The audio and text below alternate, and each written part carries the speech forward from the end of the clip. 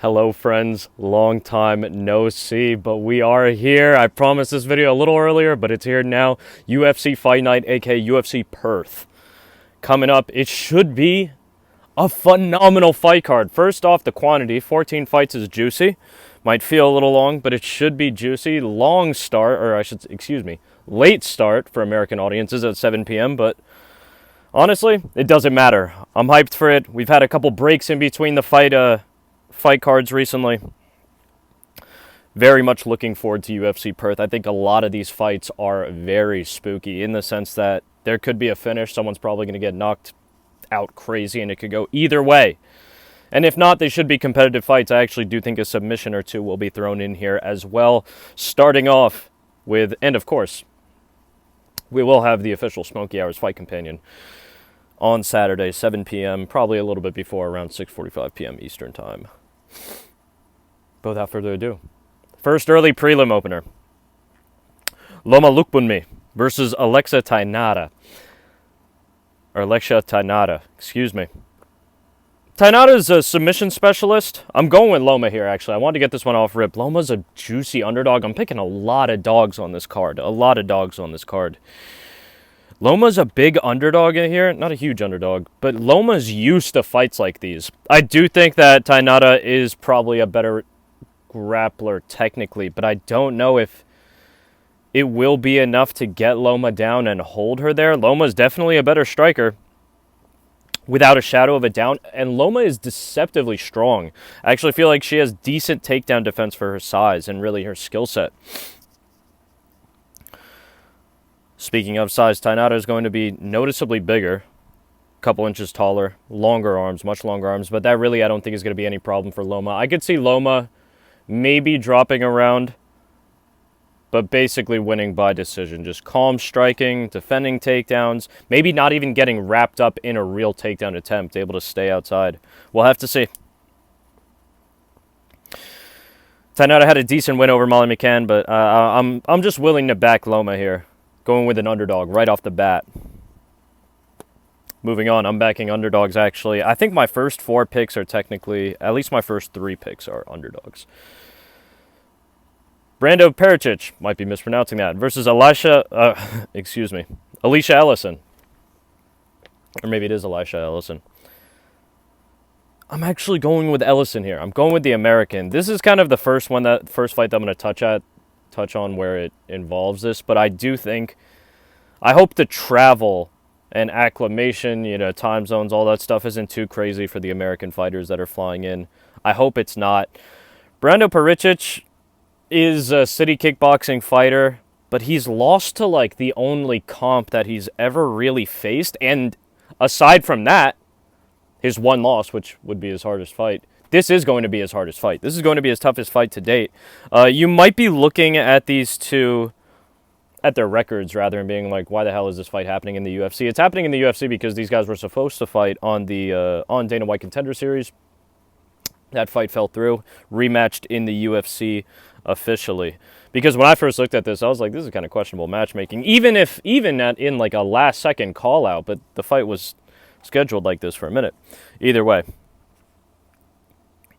Ellison, another underdog pick. We're going with Ellison here. Ellison is extremely dangerous, I think, early on at least. And he's had a short little amateur career, so he does have a little bit more experience. I also think that even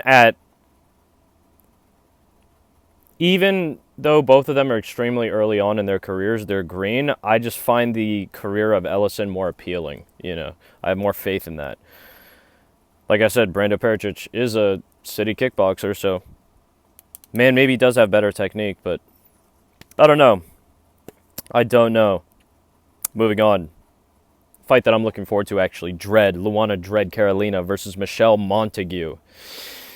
This one should be spooky. Again, Montague, another female grappling specialist.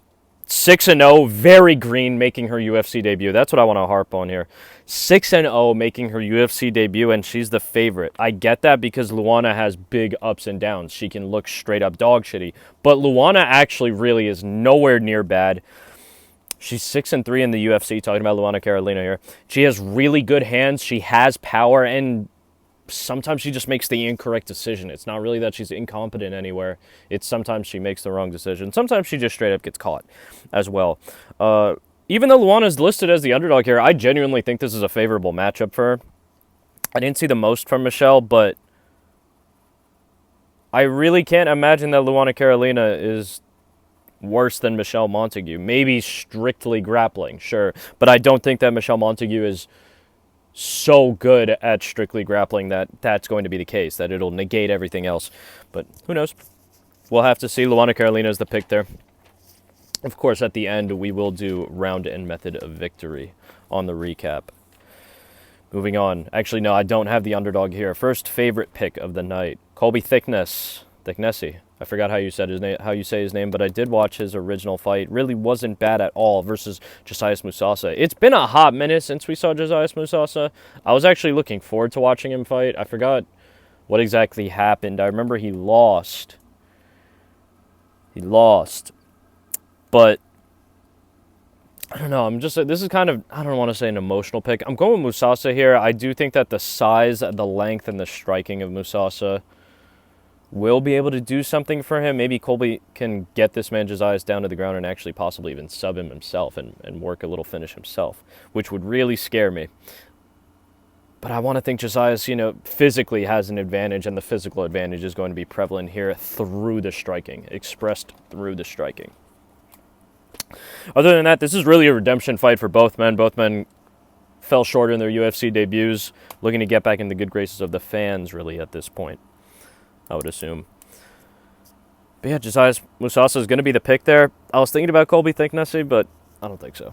Josias Musasa, we move on.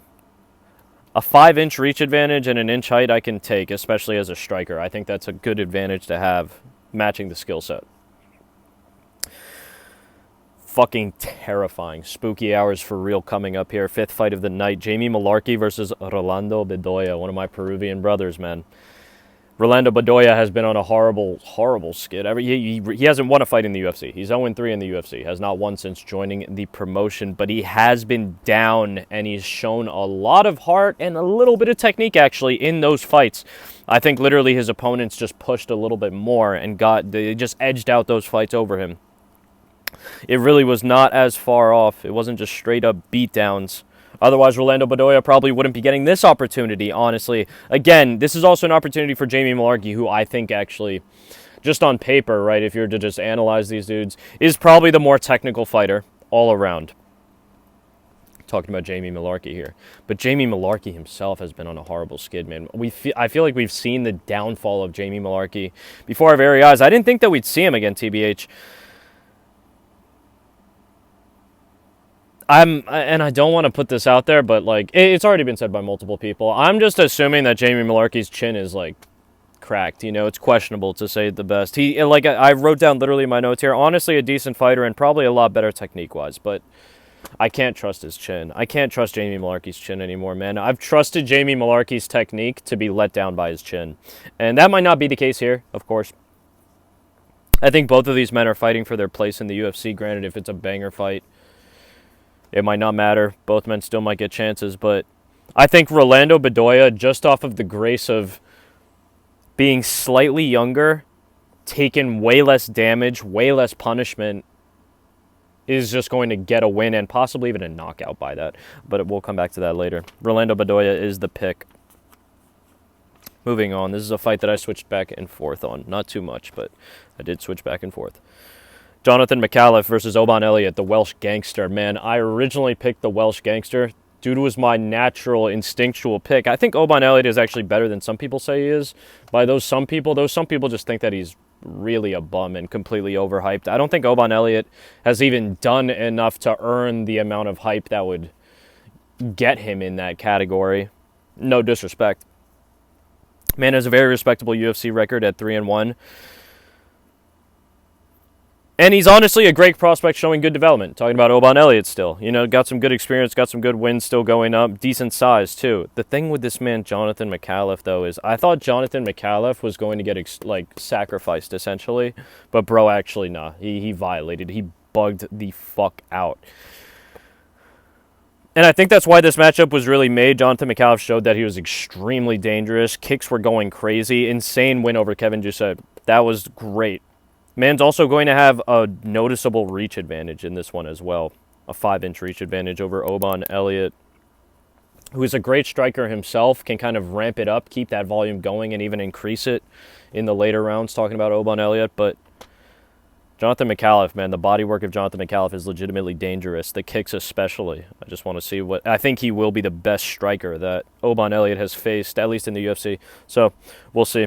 But Oban Elliott, man, has faced not only strikers in the UFC. That's something to note. Oban Elliott, like I said, good experience. He's a great prospect that really has been developed, actually. Oban Elliott was the instinctual pick, but I'm actually switching up to the dog, Jonathan McAuliffe, to win by decision. Excuse me, I shouldn't have said that. But moving on, Andre Petroski versus Cam Rowson, halfway through the card, halfway point.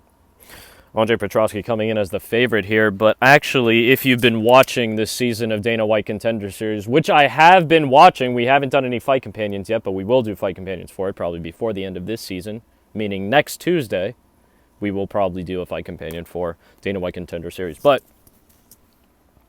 if you've been watching Dana White Contender Series, you might, I think it was 2 weeks ago, this man Cam Rowson had a fucking brutal finish. Nasty extended finish. Chaotic combination, flurry of punches from Cam Rowson to get a brutal finish. Honestly, that's kind of all I'm going off of. Just in that one fight.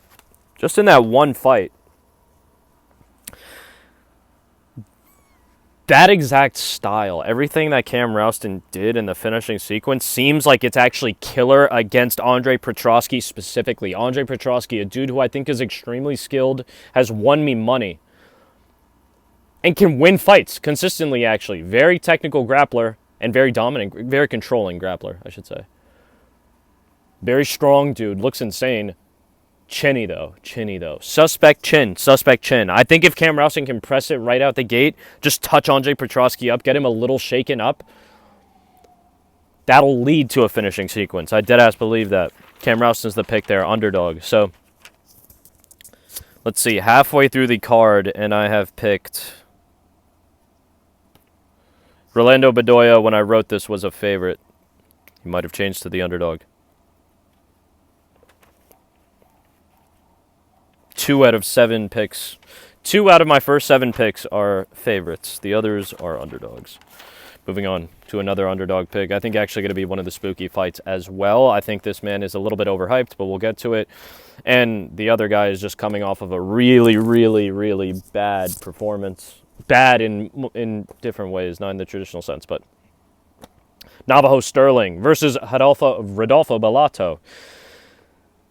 Navajo Sterling is a prospect currently being developed by the UFC. They're trying to push this motherfucker as much as possible. He's obviously going to fight on the card because he's a Kiwi, man's from New Zealand, city kickboxing fighter, the whole nine. I'm not convinced in Navajo Sterling, straight up. I don't know if Navajo Sterling can finish people like that. Man has struggled with who they've given him.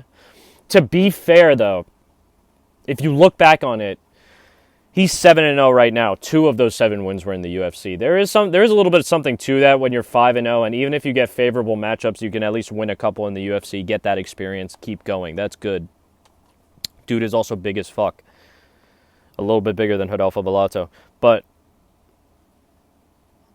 I don't think Navajo is developed. I don't think he's like that yet. He could absolutely knock out Rodolfo Bellato bad. Because Rodolfo has like a magnetic quality. His head has like a magnetic quality to punches. They attract punches. But it attracts punches. Excuse me.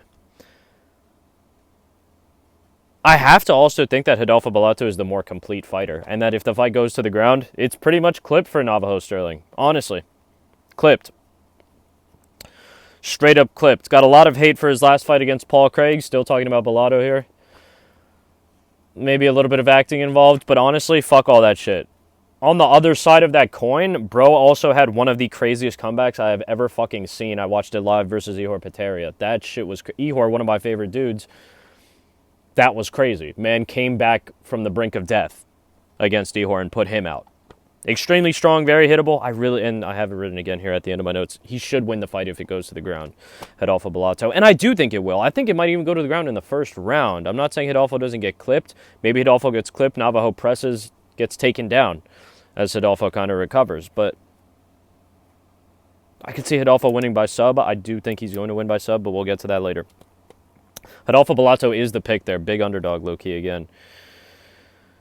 And moving on to a pick that I switched back and forth on, actually, because I kind of forgot the dude that...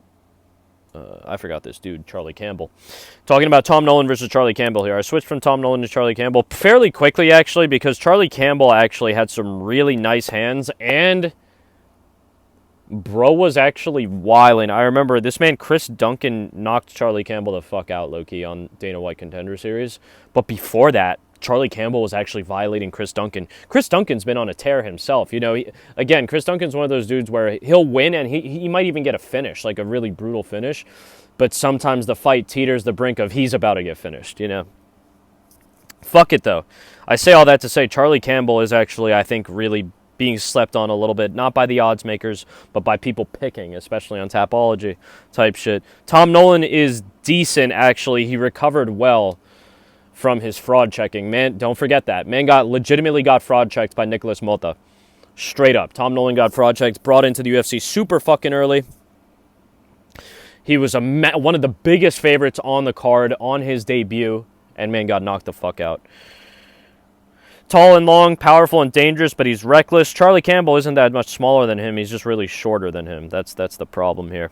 That's the problem here. I like the hands of Charlie Campbell. I like the power of Charlie Campbell. I like the combo of Charlie Campbell. Like, it's fire, actually. It's quite fire. I'm fucking with Charlie Campbell heavy.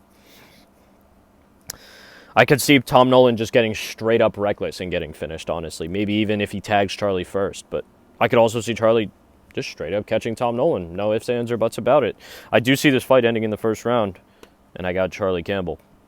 Moving on, Louis Sutherland versus Justin Tafa. This is one that I also switched on. I was about to switch on it again right now, but I'm not going to again. I initially picked Justin Tafa. Why? Because I don't think that they're putting, by they, I mean the UFC, they're not going to put Justin Tafa on this card to lose, you know, ideally. But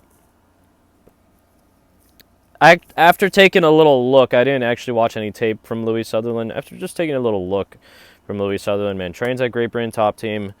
He's pretty jacked, actually. I'm gambling on his ability to get a takedown. Man, actually hasn't fought like the worst dudes. Not the worst shitty dudes. Justin Tafa's ground game is almost non-existent type shit. If Louis just has a ground game, he can win through that. He'll win a decision through that. And fuck, man. That's the thing. I could also see Justin Tafa literally just sparking him, one-shot sparking him. Then he shrugs. He puts his hands up like it was nothing. Like he wasn't just fighting for his fucking job. Like he wasn't, like he's not barely over 500 fighter type shit. But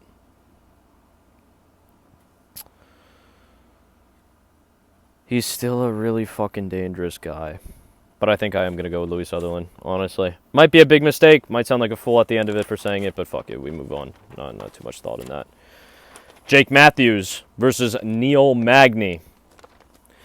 Kind of spooky here for Neil Magny, because Jake Matthews, again, that's a dude that's kind of been on his own little tear, been putting things together, great form, a lot younger, less damage. Neil Magny he did recover from getting violated by Carlos Prates with a good win over a dangerous opponent in Elisha Zaleski dos Santos. But I'm going to have to go with Jake Matthews. All the things point to Jake Matthews. I'm going with Jake Matthews. That's really it. All the things point to Jake Matthews. That's it. We move on. A fight that I'm really fucking looking forward to, actually. The featured fight of the night. Jack Jenkins versus Ramon the Savage Tavares. Now, Jack Jenkins still is being priced as a major fucking favorite in his fights that he's barely scraping by, getting awarded robberies to, or he's straight up losing. Or he's fucking losing. I don't believe in Jack Jenkins. I low-key never believed in Jack Jenkins. He hasn't been fully exposed yet. That's what I wrote down. But I don't believe the hype. What little he has remaining. He is an athletic guy. He is decent all around, but I think only that. Ramon the Savage Tavares fights like a fucking savage. Man has hands. He has power. He has a chin. He's a dog. He had the saga with Sergey Sidi. If you know, you know. Actually, I'll put you on. If you don't know, his opponent, Sergey Sidi, were matched up in Dana White Contender Series. Sergey Sidi actually catches him super quickly in their fight, possibly an early stoppage. That's what many people said, early stoppage. Ramon Tavares could have continued. Either way, they run it back. Dana White Contender Series round 2. Or really, fight 2. Excuse me. Ramon Tavares wins by decision, I believe. So they get matched up for the tiebreaker in the UFC. Ramon Tavares, I think, edged out a slight decision. I think he edged it out. It was extremely close. They went to war in the fucking UFC, man. But that was a crazy fight. Ramon Tavares, I say all that to say this. Ramon Tavares is the savage. He's him. Hopefully, man, is locked in. No physical problems. Comes in healthy. If he comes in healthy and stuff, I can see Ramon Tavares low-key beating Jack Jenkins' ass, honestly. Granted that he can stay on his feet and not get taken down. Moving on. Ramon Tavares is the pick there. Another underdog. Jake Matthews, who was my previous pick, is the biggest favorite on the card, I believe, though. Also picking another favorite, though, right here in the co-main event. Jimmy the Brute Crute versus Ivan Ursulon. Ivan Ursulon hasn't found success in the UFC yet, but he's still a dangerous dude, even though the loss to Navajo Sterling, like I said, I was just shit-talking Navajo Sterling, and a loss to Navajo Sterling really isn't that valid, but no matter what, but unless man KOs Jimmy Crute off rip, really catches him, I think Jimmy Crute is just going to take him down and submit him, maybe even crack him, club and sub him. I think this is Jimmy Crute's fight to lose. Now, we've seen Jimmy Crute lose these kinds of fights, unfortunately. He's been hurt relying on his chin, but I think it's good. Jimmy Crute the pick. I think that's kind of a natural pick, really. And the main event, Carlos Ulberg versus Dominic Reyes, man. The pick is going to be Carlos Ulberg. The official pick is going to be Carlos Ulberg, right? I'm surprised that it's actually that close, honestly. But I'm going to be rooting. I want Dominic Reyes to win. I'm going to be rooting for Dominic Reyes to win. I just have to pick Carlos Ulberg just for the picks. I'm not trying to just, take that chance. I'm going to go for who I think is going to really win, which is Carlos Ulberg. And probably by knockout early on. But it could go either way. It could go either way, man. Carlos Ulberg has looked essentially immaculate throughout his UFC tenure. Dangerous fucking striker. Big-ass dude. Prolific finisher. Man's 12-1 as a professional, in fact.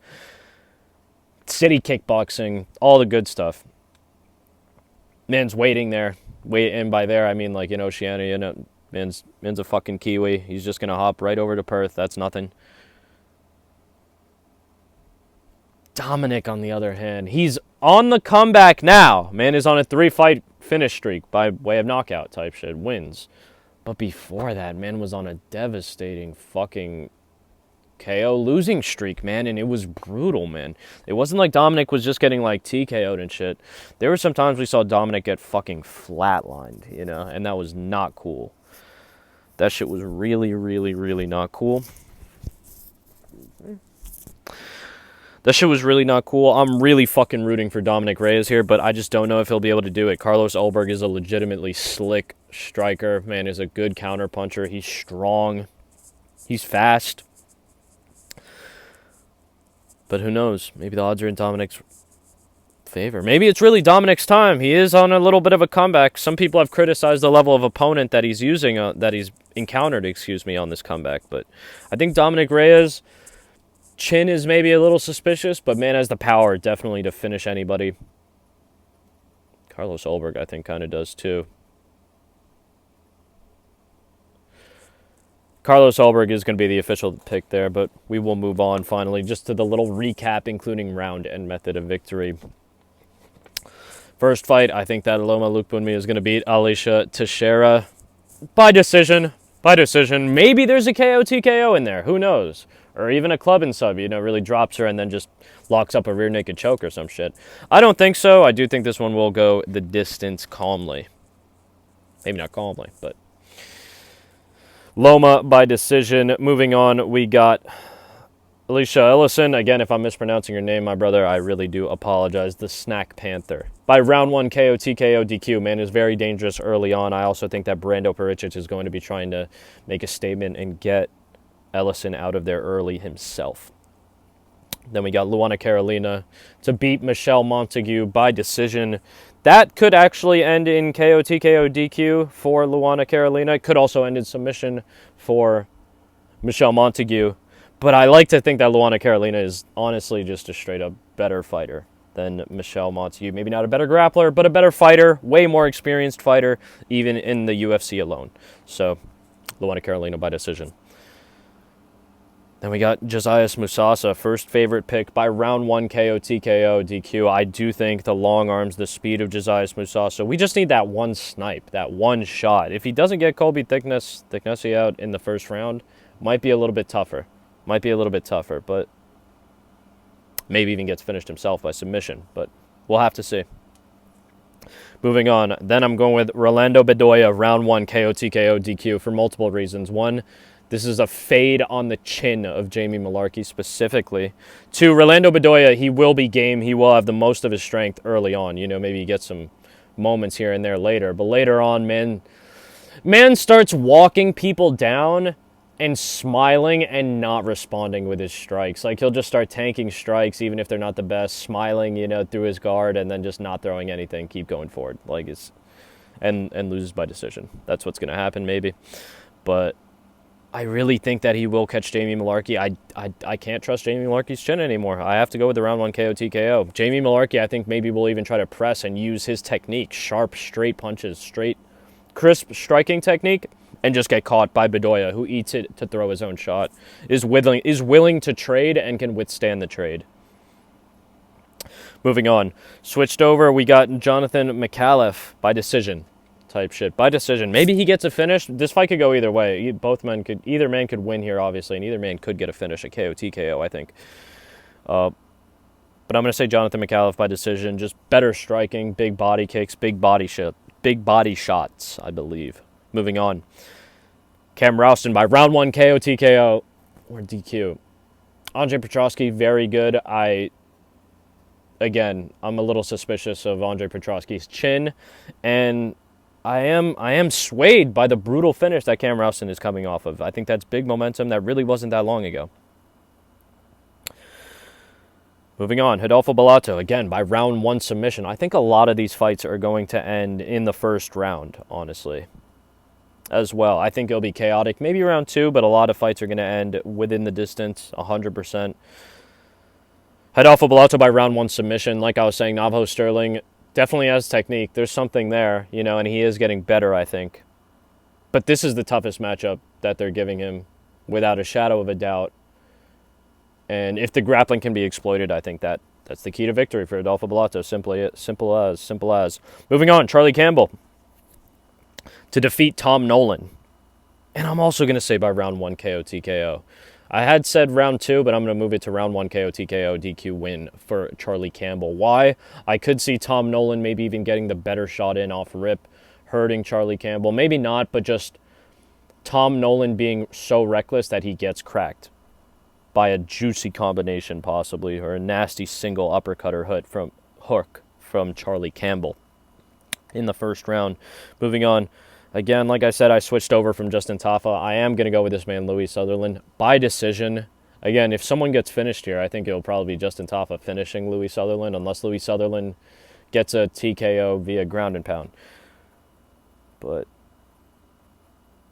just gambling on the fucking ground game of Louis Sutherland there. Moving on. Jake Matthews. He could get a finish here. Neil Magny did look a little bit better, looked a lot more recovered in his last fight, so I will say by decision. Moving on. Ramon Severus by round 3, KO, TKO, DQ. Maybe round 1 goes Jack Jenkins' way. You know, he looks very confident, acting like fucking Ramon Severus is beneath him, but then Ramon, he just lets the dog out of him, starts touching fucking Jack Jenkins, starts making him bleed a little bit. You know, it adds up. Big finish. Crowd goes crazy in round number 3. Jimmy Crute I said by round 1 sub. Maybe the first round is like mainly too much striking and really the submission attempt doesn't come in until the end and it's a save by the bell situation. So I actually did move that one to round 2 submission, but low-key fuck that. Round 1 submission. Jimmy Crute by round 1 submission.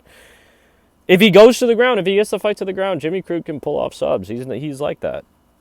And Ivan Ursun is not like that to defend them. So that explains that. Then we got this man, Carlos Ulberg, by round 1 KO TKO to finish it off again. I'm going to be rooting for Dom round 1 KO TKO. But I think what's more likely to happen, it's that, realistically.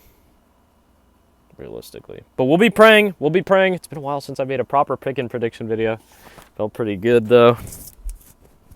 Got a lot of updates. I was thinking about throwing some updates in this video, but nay. We'll talk about it when I next see you live. Thank you for watching. Let me know your picks down in the comments, whether you disagreed, think that I'm fucking insane, whatever, blah, blah, blah. We're going to have some action, so be sure to pull up on Saturday for the Smoky Hours live stream. Subscribe if you like the video, you want to see more content. There will be tons of more content coming soon. Trust, it's being cooked up here. It's being cooked up here, being developed. Thanks for watching. Like the video if you like the video. Dislike the video if you dislike the video. Like I just said, subscribe to see more. Much love. Big kiss.